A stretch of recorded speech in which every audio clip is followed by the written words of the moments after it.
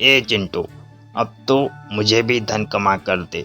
अब मैं तुझे दिन रात सामान ढोने के लिए दूसरे लोगों को दूंगा और वह मुझे धन देंगे। रामपुर नाम के गांव में बंटी नाम का व्यक्ति रहता था। बंटी के पास एक गधा चिंटू था, जो बंटी के पिता की एकमात्र निशानी थी। बंटी के पिता के देहांत के बाद चिंटू की जिम्मेदारी बंटी पर आ गई थी। पिताजी तो बढ़िया परलोक सिधार गए और इस कमकल गधे को मेरे सर पर बांध गए। बंटी को लगता था कि चिंटू एक कमक्कल जानवर है जो उसे इस जन्म में कभी अमीर नहीं बना सकता।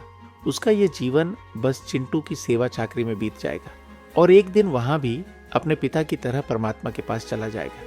इस गधे के लिए उसे जीवन भर गधा मजदूरी करनी होगी। चिंटू सोचते हुए, मेरे मालिक को लगता है मैं कुछ नहीं कर सकता, लेकिन मैं जानता हूं कि मेरे मालिक कितने बड़े आलसी और लालची है। यह इस आलस और लालच के कारण जीवन भर कुछ नहीं कर पाएगा।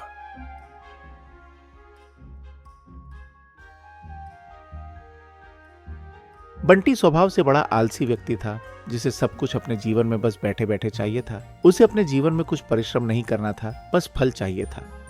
यदि मैं इस कमकल को किसी अमीर के पल्ले बांध दूं और पैसे ले लूं, जिससे मैं जल्दी अमीर बन जाऊंगा और मेहनत भी नहीं करनी पड़ेगी। घर बैठे बैठे सब कुछ मिल जाएगा, न काम करना पड़ेगा न मेहनत। अरे वाह बंटी भाई वाह, इस देश का अगला प्रधानमंत्री तो तू ही बनेगा। कितना तेज दिमाग चलता है मेरा।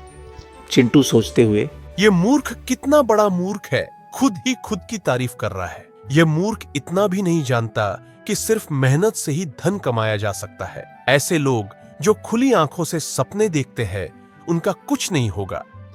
इस कमकल को मैं बेच तो दूं, लेकिन इस कमकल को खरीदेगा कौन? ये बहुत बड़ा बेवकूफ गधा है।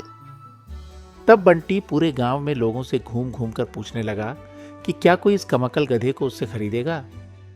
एक सप्ताह हो गया ढूंढते ढूंढते, लेकिन कोई इस कमकल को खरीदने के लिए तैयार नहीं होता। चिंटू सोचते हुए, अरे मूर्ख कमकल में नहीं तू है, तू मेहनत की नहीं खाना चाहता और पूरा दोष मुझ पर देता है। इस तरह ढूंढते ढूंढते बंटी को एक रामू नाम का व्यक्ति मिला, जो चिंटू को खरीदने के लिए तैयार हो गया। बंटी, मैं तुम्हें इस चिंटू के बदले बस 3 आने दे सकता हूँ, चाहिए तो हाँ करो। 3 आने तो 3 आने, पर कुछ मिलेगा तो सही इस कमकल के बदले। अरे जी हाँ रामू भाई, मैं अपने पुत्र के समान चिंटू को आपको दे दूंगा, पर इसका ख्याल रखना मेरे पास पैसे नहीं है, नहीं तो मैं इसे कभी अपने से अलग नहीं करता। चिंटू सोचते हुए, वरे बंटी, तेरे जैसे मगरमच्छ के आंसू बहाने वाले लोग तो मैं आज तक नहीं देखे। ठीक है बंटी भाई, मैं इस चिंटू का अपने बच्चे के समान ख्याल रखूंगा। खुद भूखा सो जाऊंगा, पर इसे कभी भूखा नहीं सोने दूंगा। बंटी मन में सोचता है, रामू भाई, वैसे भी अब तुम्हारे भूखे बनने के दिन आ गए हैं। अब यह कमकल तुम्हारे घर में भी भूखमरी ला देगा। फिर रामू बंटी को पैसे दे देता है। रामू चिंटू को अपने घर ले जाता है। चिंटू, तुम्हारा मेरे घर में स्वागत है, इसे अपना ही घर समझना। अब तुम यहीं पर रहने वाले हो। चिंटू सोचते हुए, ये रामू मालिक कितने अच्छे हैं, मेरा खुद के घर में स्वागत कर रहे हैं। अब मैं बहुत परिश्रम करूंगा और इन्हें खूब सारा धन कमा कर दूंगा। अब हर रोज चिंटू रामू के साथ हर काम करता और रामू को धन कमा कर देता। गांव में जितने भी काम होते वह सब काम चिंटू करता और शाम होने पर रामू के घर में उसकी खटिया के पास सोता। वहां रामू के बिना एक पल भी नहीं रह सकता था और रामू भी चिंटू के बिना नहीं रह सकता था। वही उसका परिवार था। चिंटू के आने के बाद तो मेरी जिंदगी ही बदल गई है। अब चिंटू ही मेरे जीने का सहारा है। मैं अपने इन मालिक को छोड़कर कहीं नहीं जाऊंगा। चिंटू के आने के बाद मानो लक्ष्मी स्वयं मेरे घर आ गई हो। अब मैं गांव में सबसे अधिक धनवान व्यक्ति बन गया हूँ। इस तरह रामू की तरक्की को देखकर बंटी जलने लगा। उसे लगा कि अगर वह चिंटू को दोबारा अपने घर ले आए तो वह भी रामू से अधिक धनवान बन जाएगा। ऐसा सोचकर एक दिन बंटी सुबह सुबह रामू के घर की ओर चल दिया। अरे रामू भाई, और कैसे हो? अब तो तुम गांव के सबसे अधिक धनवान व्यक्ति बन गए हो। और मेरा चिंटू कैसा है? यह मूर्ख फिर से अपनी गंदी शक्ल लेकर यहाँ आ गया। अब जरूर ये कुछ लालच भरी बात करेगा और मुझे यहाँ से ले जाने की रामू मालिक से विनती करेगा।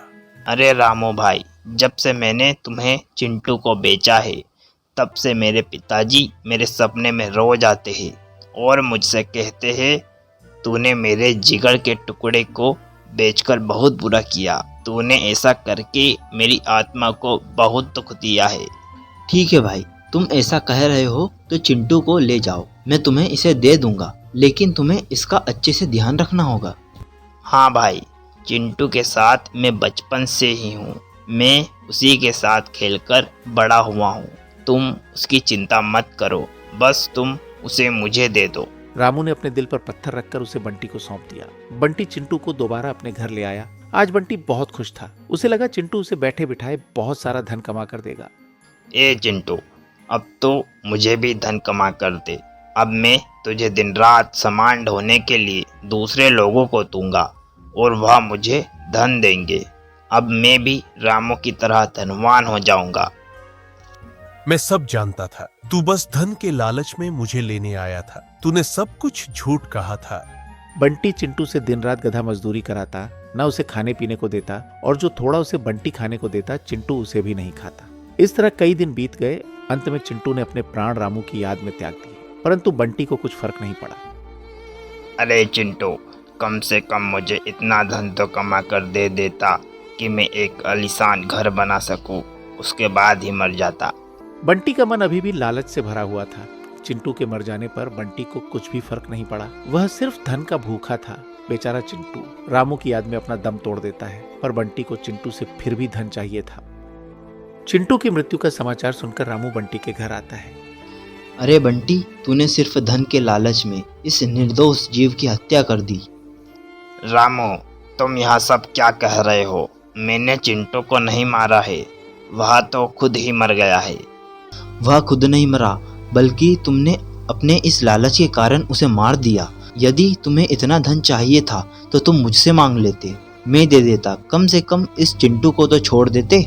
इस कहानी से हमें ये सीख मिलती है कि लालच से कभी कुछ नहीं हासिल होता। जो मेहनत करता है, सफलता सिर्फ उसके हिस्से में आती है। अगर ये कहानी आपको जरा भी अच्छी लगी हो तो इस वीडियो को लाइक करके चैनल को सब्सक्राइब कर दो